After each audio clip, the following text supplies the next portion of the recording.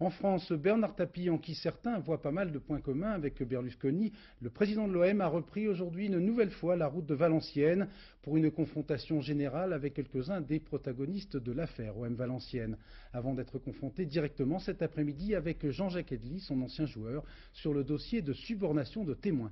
Sur place à Valenciennes, Benoît Gadret, Gilles Balbastre.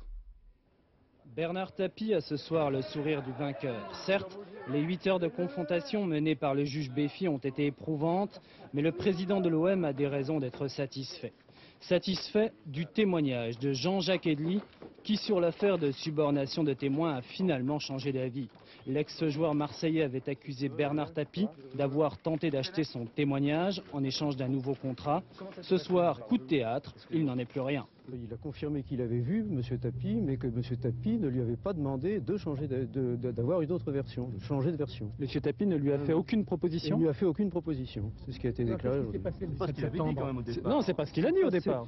Il a tenu des propos un peu différents et aujourd'hui il a été beaucoup plus net dans ses affirmations. Du coup, un des 3 volets de l'affaire VAOM disparaît faute d'accusateurs. En bon stratège, Bernard Tapie use de ce revirement pour discréditer l'ensemble du dossier du juge Béfi et finalement s'auto-blanchir. En tout état de cause, ce qui est le plus important, c'est qu'il est bien confirmé que je ne suis pour rien ni dans l'affaire de subordination, ni dans l'affaire de corruption. Et donc maintenant, je me demande comment mon club et moi n'allons pas être immédiatement blanchis. L'autre confrontation de la journée, c'était ce matin, aura porté sur les discussions entre dirigeants marseillais et valenciennois, juste avant et après le match du 20 mai. Chacun est resté sur ses positions, seul Jean-Pierre Bernès affirme que Valenciennes a tenté de le corrompre.